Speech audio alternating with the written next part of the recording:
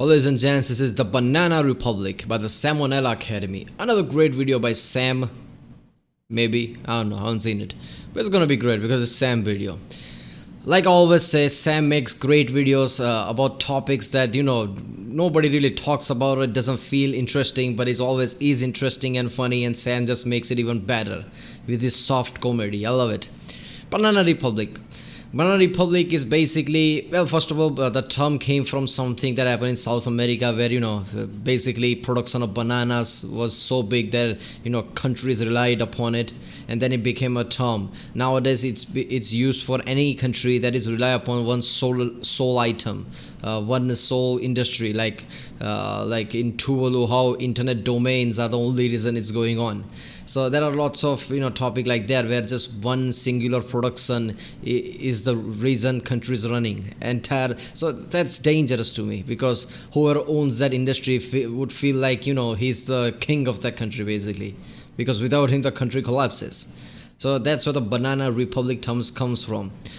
Now I'm pretty sure that Sam is gonna talk about that, or otherwise this is just some funny thing that happened in the past that is called Banana Republic or something. I don't know, but I'm pretty sure he's gonna talk about it. Let's watch it.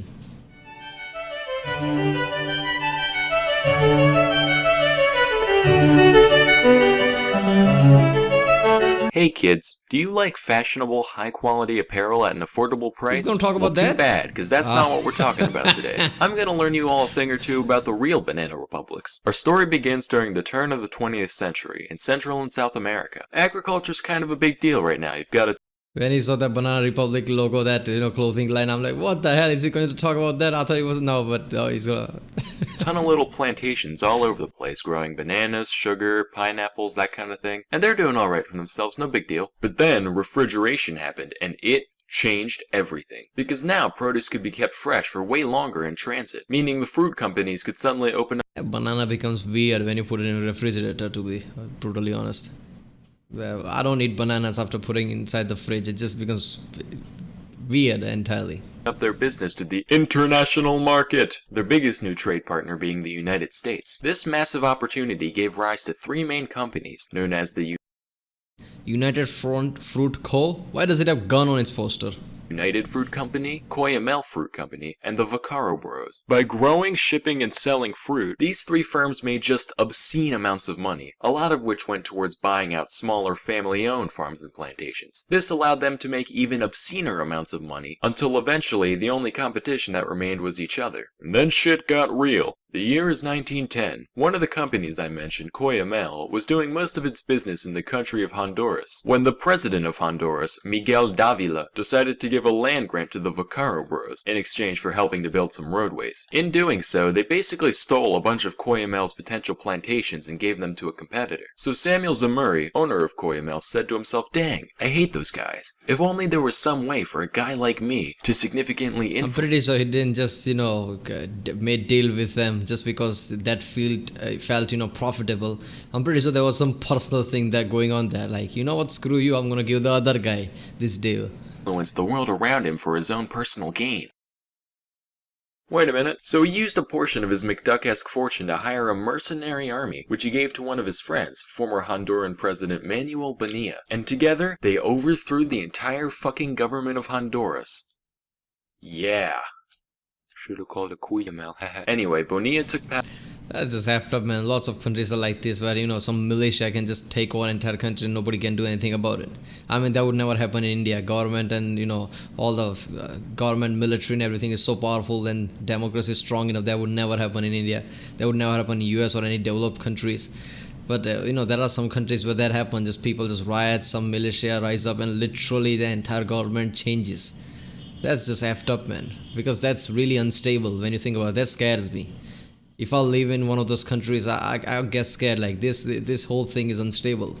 Power and gave very generous concessions to Coyamel and United as thanks. But then America saw this, and they were like, hey, that's not very freedom of you, young man. To which Zemmouri replied, it's okay, we're gonna help this country succeed. After all, politics and business are essentially the same thing. Well, I suppose it's not our place to be Well, there's no point of showing his image. He's bad at both. Policing the governments of other nations, yet. Still though, maybe. Oh, also, nanners. Alright, I'm sold, do what you want. So with their interests secured, the businesses continued to thrive and expand. But since they got cut so many breaks by the government, very little of their commerce actually ended up benefiting Honduras as a whole. In fact, the national debt of Honduras got so bad that the government ended up not being able to perform a lot of its functions. So in response, the three fruit companies stepped in and said, no worries, we got this, and decided to basically build the nation's infrastructure for them, including roads, railways, shipping lines, telegraphs, telephone lines, radio towers. They even switched the whole country off to the US dollar. Keep in mind, this wasn't out of the goodness of their hearts, it was mostly just to make their own businesses function more efficiently, but it was helpful either way. Anyway, now, not only did they have total power over their plantations, but also a monopoly over nearly every major industry in the country. Many other Central American nations soon followed this pattern, creating a corrupt sort of symbiosis whereby the fruit companies get huge tax breaks and land grants in exchange for a modernized infrastructure and payoffs to the rich minority. And so, the banana republics were born. Sounds like a pretty sweet gig, right? And it was. For the upper 5% of the populations who happen to hold some direct share in the plantations or shipping lines. For your average Jose, though, life mostly consisted of working on land that wasn't even theirs in exchange for dirt poor wages. So that's how things were for like a decade and a half. At some point, Coyamel was bought out by United, but then Zamore became the owner of the whole thing, somehow, and the Vaccaro company was renamed as Standard Fruit. Then one day, in 1944, the country of Guatemala had a democratic revolution, and the newly elected leader, Juan Jose Arevalo, wasn't happy with how I wonder why that happened. You're gonna reap all the profits, make sure everybody's depressed and under debt, every single person in your country, and they're just gonna sit there, won't they? The companies treated his people. So he implemented several reforms like a minimum wage law and universal suffrage. And while the populace got a lot of benefit out of this, United Fruit most certainly did not, because more rights for their workers means less profits for the business as a whole. Then Guatemala got a new president, Jacobo Arbenz, and he continued these reforms. And United continued to get the metaphorical shaft until finally, in 1953, they decided to go to the USA for help. Oh, Eisenhower. Yo, what's up? They are asking for, minimum wages and, universal health care. That's socialism. Communist. America, like, what did you just said? Communism? Jacobo guy, he's making us pay minimum wages. Well, that doesn't sound very good for business. That's not all, though. He's also taking our unused land and giving it back to the people. Does that sound familiar? Oh dear. You don't think. By the way it's looking, Dwight, I'd say he's a dirty, oh god, collectivizing, no, commie. Yeah, go get that joke played just like I thought it would. God damn. him, Dwight.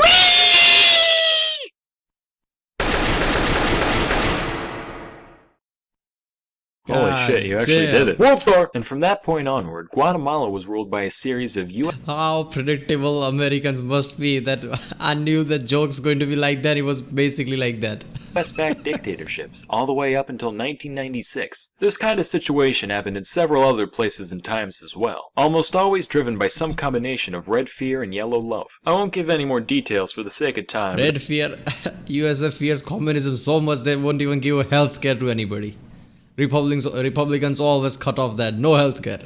That doesn't mean they weren't big deals. So you might be wondering, where did these companies go? Surely the clan of banana shenanigans can't still be around today. Well, that's where you're wrong. They're still in operation, just under different names. Standard Fruit changed their name in 1991 to become none other than Dole Food Company. You know, when I was a kid, I used to play a lot of Super Monkey Ball, and I used to wonder, what kind of cruel tyrant would just stick an ape in a ball for their own amusement? Well, now I know. Those bastards. As for United, one day in 1976, their CEO decided he couldn't take the heat anymore, so he jumped out the fucking window. That's a real thing, look it up. Then some other guy bought the company and renamed it to, drumroll please, Chiquita Banana. That's right, ladies and gentlemen. The face you once knew as an innocent, fun-loving dancer/fruit merchant is actually a ruthless tyrant who overthrows democracies and undermines basic human rights for her own profit. Anyway, that's all for today. Till next time, I'm Sam and Nella, and thank you for watching. Well, usually whenever somebody's symbol is so innocent, it's usually because they want to hide something from their past. So it's so surprising there. Oh man, I loved it. Yeah, Banana Republic is basically a term that is used for just one product that runs the entire country. That's just dangerous.